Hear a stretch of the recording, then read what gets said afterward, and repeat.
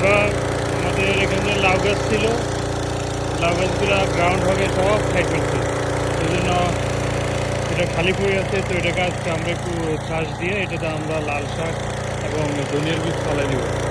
তো আমি জিনিসটা আমাদের এই রোবটিটা দিয়ে করতেছি কাজ, দেখুন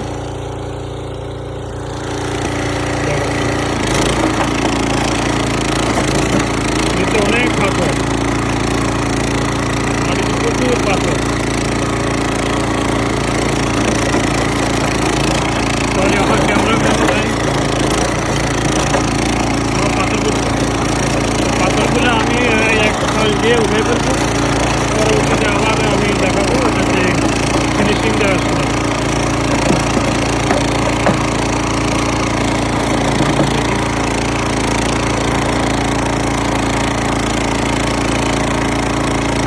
তো এটাতে এখন এক চার্জ দেওয়া হয়ে গেছে।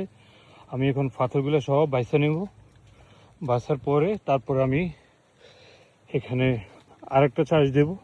তারপরে এটাকে আবার উইডগুলো আমি ক্লিন করব। আমার একটা মানে নিড়ানির মতো একটা ইয়ে আছে, ওটা দিয়ে টাইনা টাইনা যদি কোনো উইড থাকে আমি উঠে ফেলবো। যদিও সবগুলো উইড মারা গেছে অনেক আগে, কারণ এখানে প্লাস্টিক বিছানো ছিল। তো আমি দেখাবো এখানে আমি মানে কীভাবে পুরো কাজটা কমপ্লিট করে।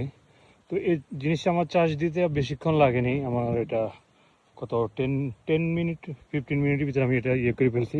আমার এই মেশিনটা খুবই পাওয়ারফুল। এই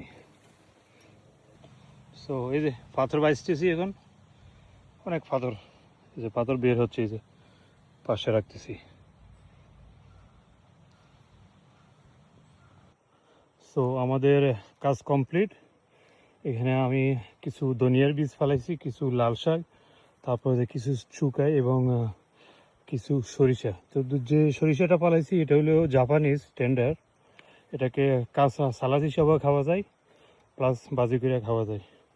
তো এগুলো করছি আমাদের নিজের খাবারের জন্য। এই যে মোটামুটি সব একদিনে কমপ্লিট। এই দেখেন কত পাথর বের হয়েছে, এই যে পাথর এখানে স্তূপ করে রাখছি। তো একটা জিনিস আমি সব কাজ একদিনে করি। ও একটা ফার্টিলাইজার ইউজ করছি আমি এখানে, জাস্ট মানে 19 আর কোনো সার দেওয়া লাগবে না, একবারে কমপ্লিট। এই যে মোটামুটি। তো থ্যাংকস ফর ওয়াচিং, আসসালামু আলাইকুম।